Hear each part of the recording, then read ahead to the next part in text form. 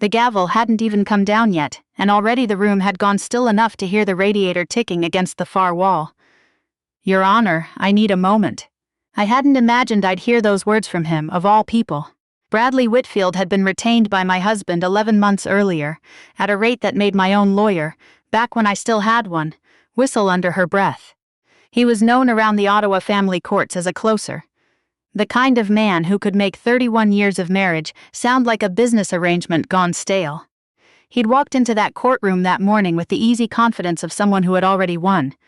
His suit pressed, his leather folio squared perfectly on the table. Now his chair had scraped back so hard it nearly tipped, and his face had gone the color of old snow. Justice Moreau lowered her glasses and looked at him over the rims. "Mr. Whitfield?" He didn't answer right away. He was still staring down at the single photograph lying on the table between us, the one I had slid across not 60 seconds earlier without a word. Across the room, my husband frowned. "What's going on?" Richard asked, the way he always did when the room stopped orbiting around him. Whitfield didn't look at him. He looked at me instead, not the 61-year-old woman in the gray wool blazer he'd spent nearly a year dismissing in his filings as a homemaker with limited independent earning capacity, but at me, like he was seeing someone else entirely standing in my place. "Your Honor," he said again, more carefully this time, "I need a brief recess." For the first time that whole morning, Richard stopped smiling, and for the first time in 3 decades, I understood that the truth might finally get its turn. My name is Eleanor Whitcomb, and until that Tuesday morning in the Ottawa courthouse on Elgin Street, nearly everyone who knew me, including the man I had shared a bed with for 31 years, believed I had spent my working life doing administrative work for the federal government. Filing. Scheduling. Something with paperwork at defense. Richard used to say, waving his hand vaguely when people asked, the same way you'd wave off a question about a hobby that bored you. The hearing had opened exactly the way I'd braced myself for. Richard sat beside Whitfield in the navy suit he'd bought for our son's wedding, his hair silver and combed the way it had been for 30 years, looking like a man who'd already mentally spent the settlement. I sat alone at the other table. No lawyer beside me, not that day. Just a folder, and 31 years of knowing exactly how this would go if I let it. He'd filed for divorce 10 months before that, back in the fall. According to the petition, our marriage had irretrievably broken down. That was the phrase his old lawyer used, the first one before Whitfield. Not the affair. Not the 2 years of business trips to Calgary that somehow never showed up on any expense report I ever saw. Just irretrievable breakdown, like weather, like something that had simply happened to us. The truth was uglier than that. Richard had fallen for a woman 17 years younger, a project coordinator at the engineering firm where he'd worked since our youngest was in diapers. Vanessa laughed at his jokes. She hadn't been there for the years he tried to sell an insurance policy nobody wanted, or the year he got passed over for partner, and came home so bitter, I slept on the pullout for a week. She didn't know what it cost to build the comfortable, orderly life he now wanted, to walk away from with half of it and none of the memory. When I found out, he didn't apologize. He looked almost relieved, like honesty had finally become convenient for him. The months that followed weren't painful because I wanted him back. That door had closed itself long before he ever opened one for Vanessa. What hurt was smaller and slower than that.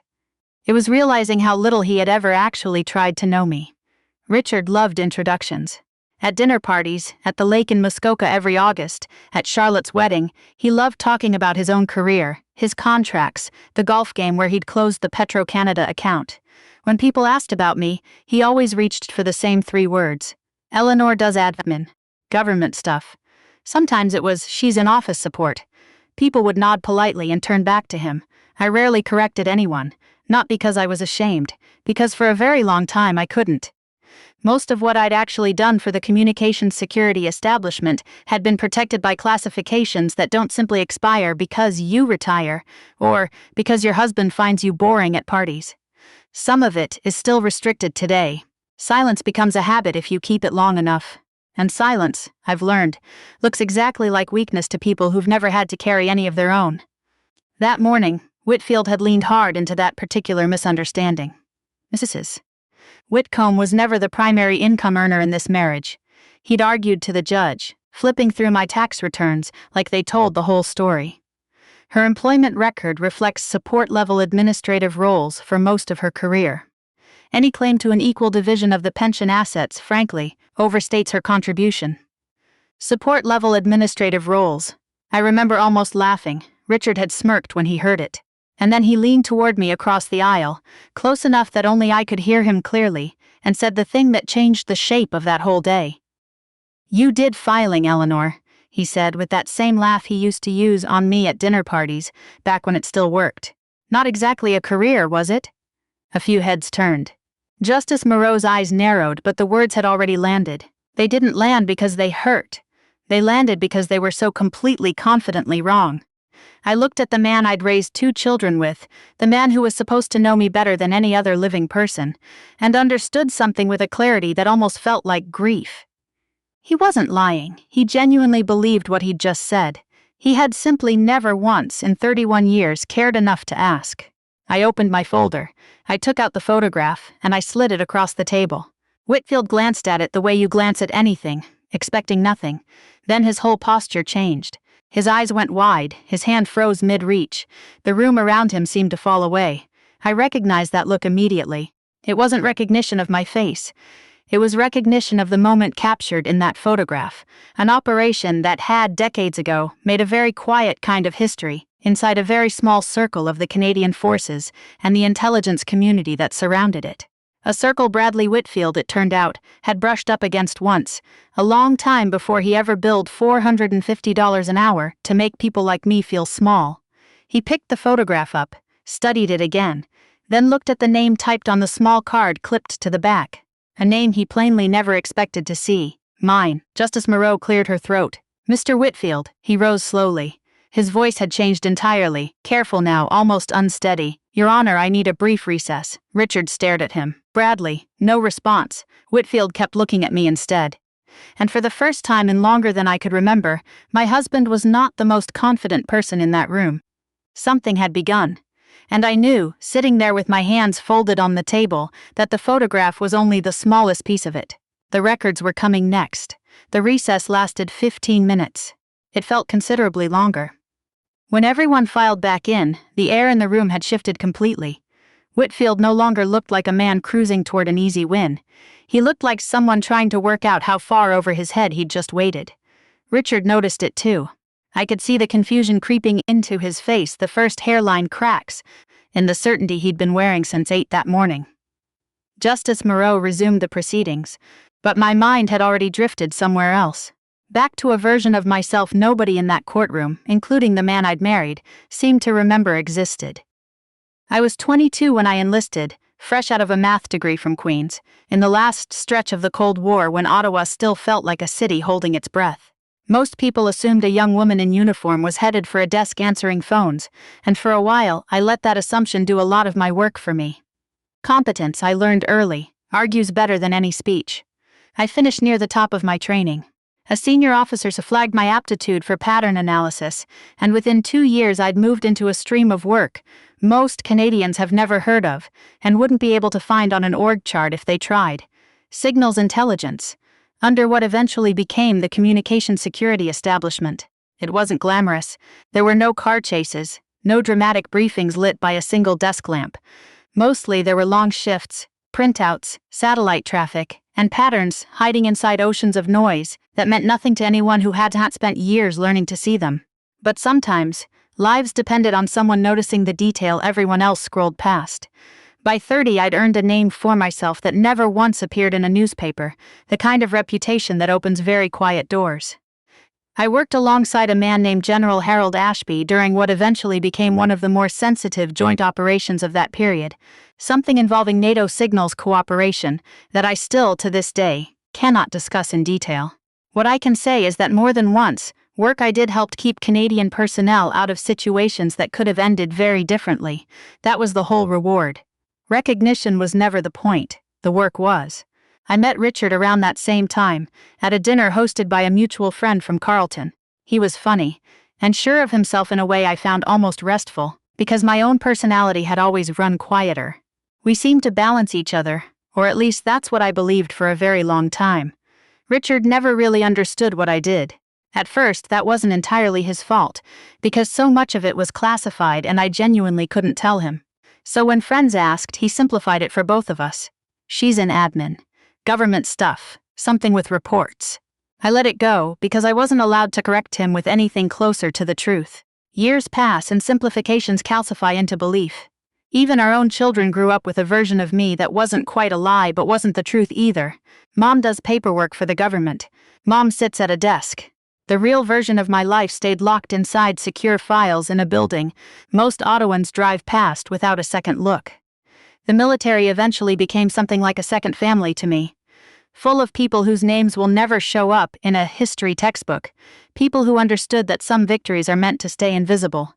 General Ashby was one of them. After that operation concluded, someone took a photograph. Nothing dramatic, just a handful of officers standing together, relieved, tired, quietly proud. One picture among thousands taken across the history of that service. Most people would look at it and see nothing. But anyone with a connection to military law recognized the context instantly, especially someone who'd once briefly served as a young legal officer attached to National Defense Headquarters before civilian practice pulled him away. Someone like Bradley Whitfield.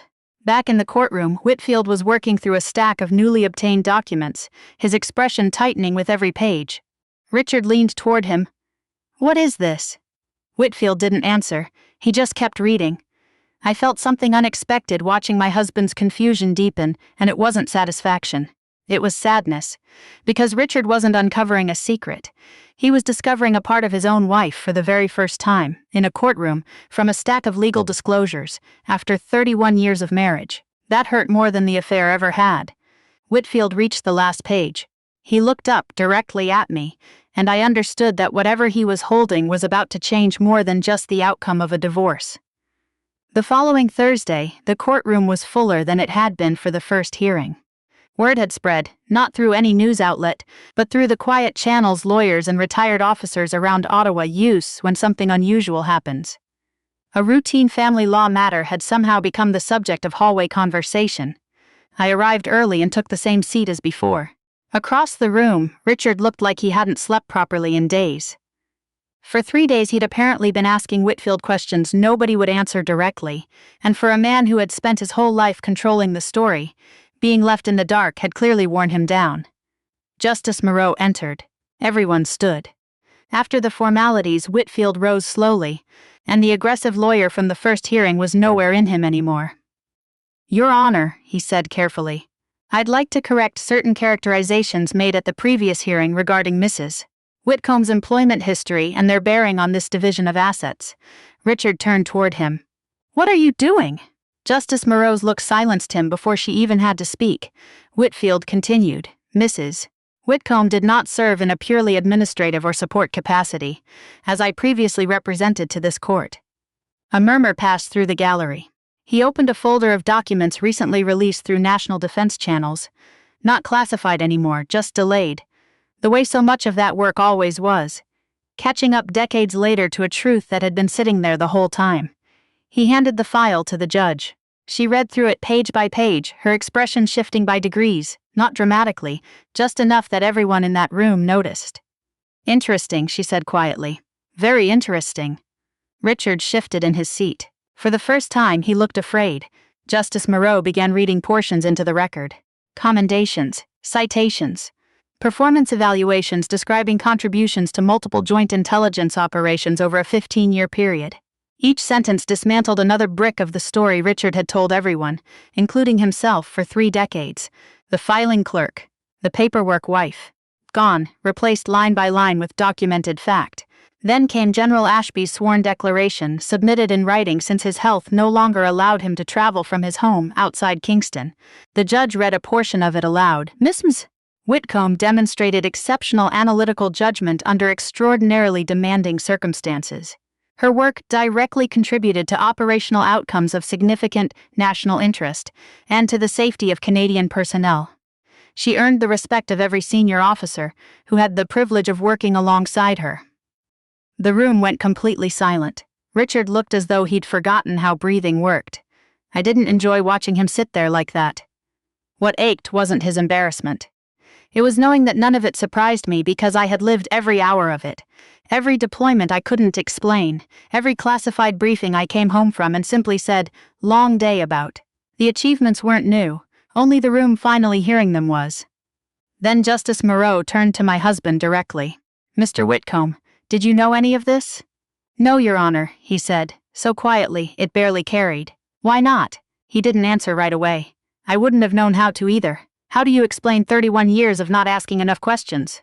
How do you explain building an entire picture of a person without ever once really listening to her?" "I thought I knew her," he finally said. The honesty in that sentence landed harder than anything Whitfield had read all morning, because for once, Richard wasn't defending himself. He was just admitting something true, and it was painful to watch him do it. The hearing wasn't finished delivering surprises either. While reviewing the financial disclosures, opposing counsel and the court-appointed accountant flagged discrepancies in the equalization statement, an RRSP transfer that had happened 4 months before the petition was filed, and an investment account in Richard's late father's name that had never once appeared in any of his sworn financial statements. Justice Moreau's expression hardened. "Mr. Whitcomb, do you have an explanation for these omissions?" Richard's face lost what little color it had left.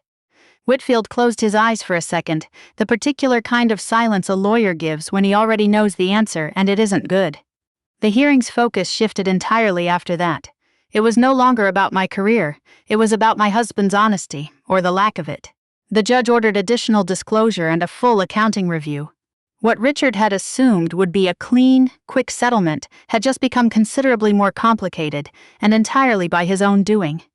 As people filed out afterward, several strangers approached me. An older man with a faded RKF veterans pin stopped beside my chair. "I never knew your story," he said. I smiled and told him most people didn't. He nodded and gave me a small informal salute more respectful than official. I returned it with a nod of my own. Across the room, Richard watched every person who came up to me, every veteran, every retired officer, every stranger who seemed to recognize something in me he'd spent 3 decades failing to see.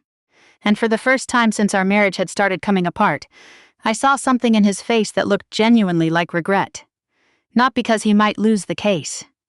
Because he was starting to understand what he'd already lost long before any of this began. 3 weeks later, the courtroom filled one final time. The curiosity of the earlier hearings had faded into something quieter. People came now because they wanted to see how it would end.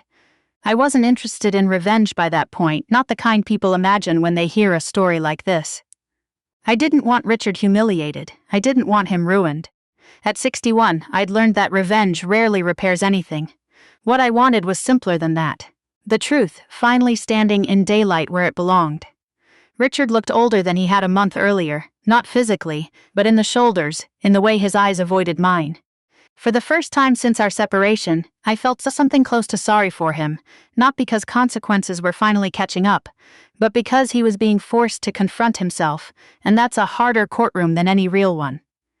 The financial review concluded unfavorably for him.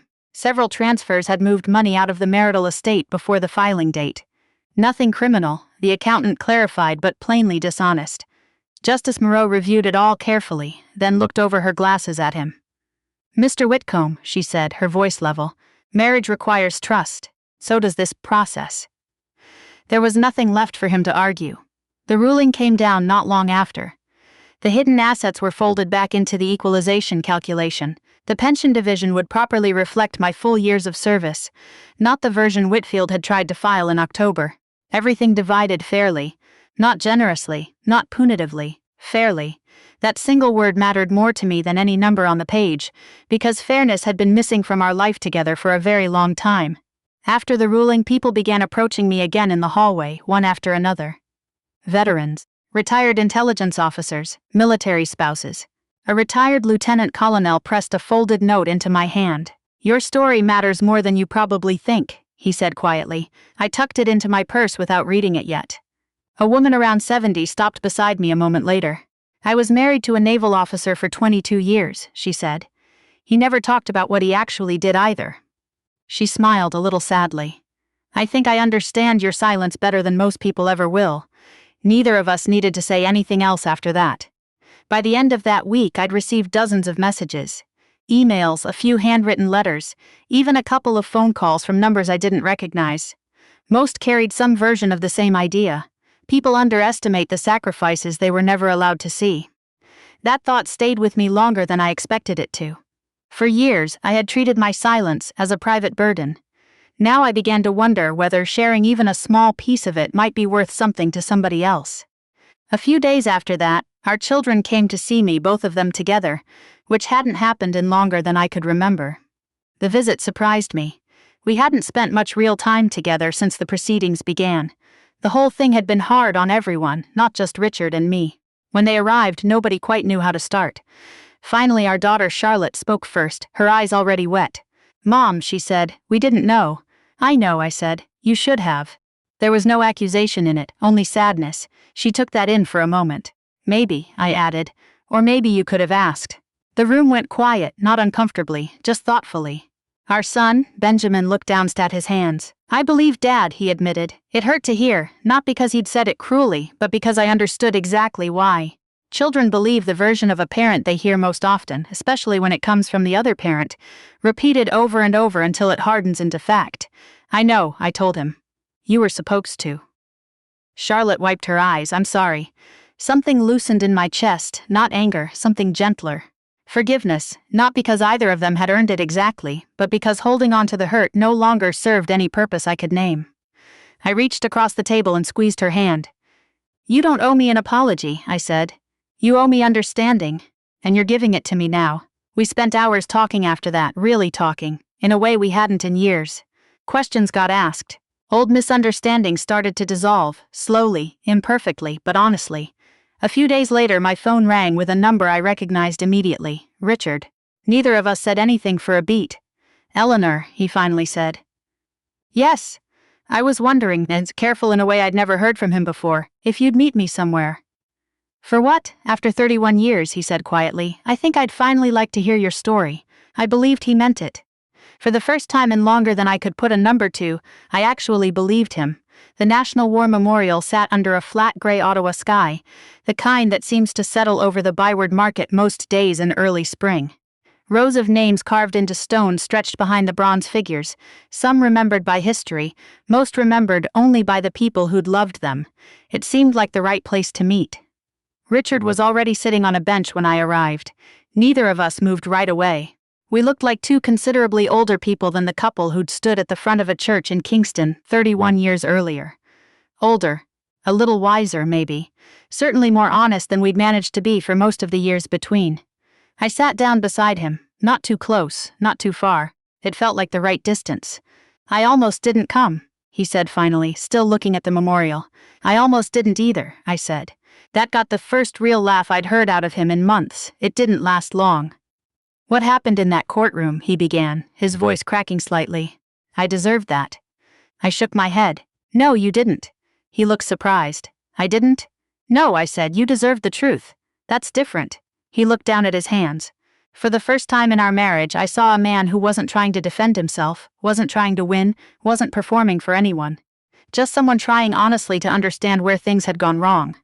"I spent weeks thinking about all of it," he said quietly. "The affair, the divorce. The lies I told myself to make it easier." He exhaled hard. "But none of that's what's kept me up at night." I waited.